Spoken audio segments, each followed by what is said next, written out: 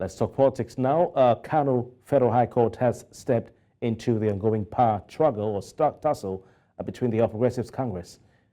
Justice A.M. Liman issued a restraining order preventing a faction of the party's Ganduje Ward Executive Committee in Kano State from suspending the national chairman of the All Progressives Congress, Abdullahi Umar Ganduje.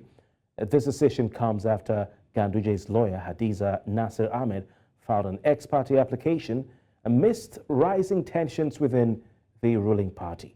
The order names Bashiru Nuhu Isa and 25 others, along with law enforcement agencies like the Nigeria Police Force and the Department of State Services, as respondents in the case. Now, this court order demanding all parties maintain the current situation marks a critical point in the APC's internal conflict. It effectively halts any action stemming from the Ward Committee's alleged emergency meeting targeting Ganduje's position. The court has postponed further proceedings until May 9, 2024. And until then, the fate of Abdullahi Ganduje within the All Progressives Congress remains unclear. To discuss this, I'm joined by partner Fortes and Lots legal practitioners Okiki Adeniro. Good evening to you. Okiki Adeniro, it's good to have you on beautiful Sunday. Good evening. Thank you for having me.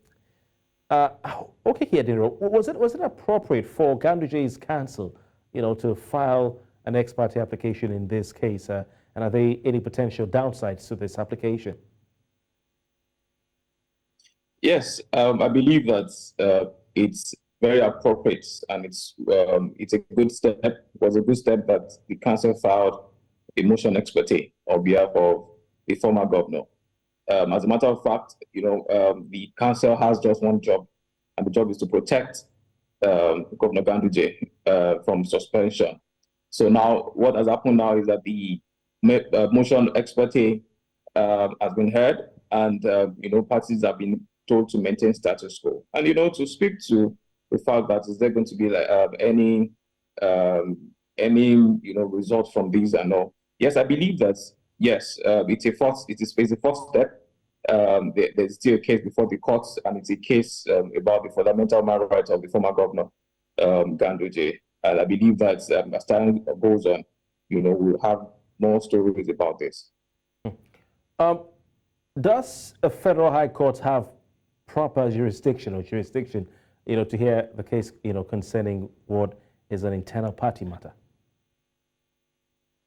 Well, an internal party matter is not the business of the courts. As a matter of fact, the courts try to dissociate itself from internal party matters such as this. However, the case that has been brought before the court, it's a case of fundamental human rights. It is not really, it has been colored with a case of inter-party rivalry. However, what has been said is that the rights of Governor Ganduje has been trampled on, and that's what the lawyer to former Governor Ganduje is in court, to fight.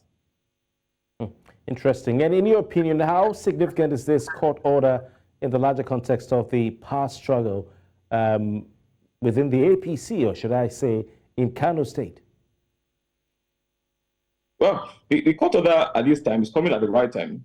I believe it's coming at the right time to me, and I believe that I'm saying this because at least we have for some time there will be peace in that sense.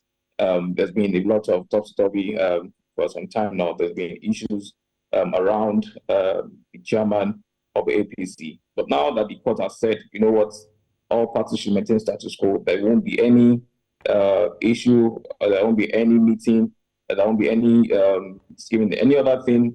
That will be any step that will be taken against the other courts, will be a contempt of courts. So everything is now before the courts, and we hope that we hear about it in the next, in this week. All right.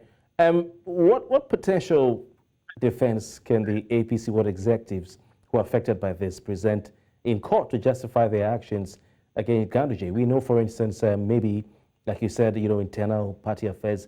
Do we have precedent, from the Supreme Court, for instance, in some of the cases with elections or other political cases? What can the counsel to this faction affected by this order, what can they present to help their cause?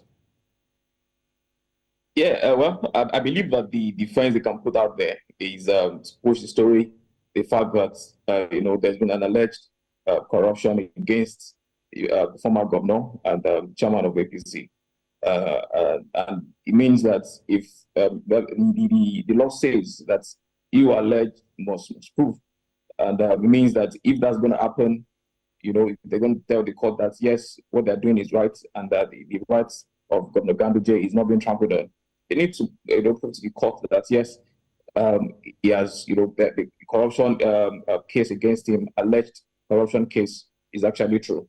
And one reason why Governor Ganduje is in court, I believe the lawyer is trying to convince the court that what, the court has not even tried Governor Ganduje about this alleged corruption. One of the things that has been mentioned is that Governor Ganduje has right of fair hearing and also has the right of association. So if anybody will succeed in this case, I mean, respondents will succeed in this case, what they need to do is to be able to prove that, yes, the corruption case against him is actually true. And based on that, that is why, they are planning to suspend, or they have moved to suspend him. Interesting. I want to thank you so very kindly for your time this evening, Okike Adeniro, a partner of Fortis and Lots legal practitioners. Yeah. Thank you for having me. Thank you.